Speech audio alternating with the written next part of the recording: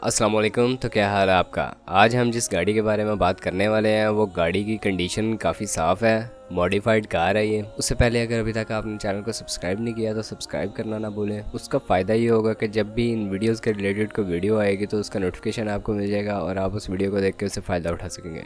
तो चलते हैं वीडियो की तरफ। तो ये सुजुकी FX है, ये मॉडिफाइड कार है। ये कंडीशन आप इसकी चेक कर सकते हैं।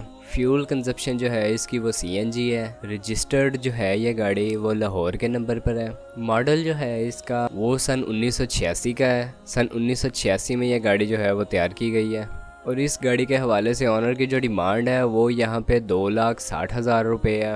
आप अपने हिसाब से बार्गेन कर सकते हैं और प्राइस को कम करवा सकते हैं। उसका तरीका ये होगा कि आपको डिस्क्रिप्शन में लिंक प्रोवाइड किया गया है, आप उस लिंक की मदद से सेलर से बात कर सकते हैं और अपनी ऑफ़र दे सकते हैं। गाड़ी काफ़ी साफ़ सुथरी कंडीशन में है। सीट पोश है।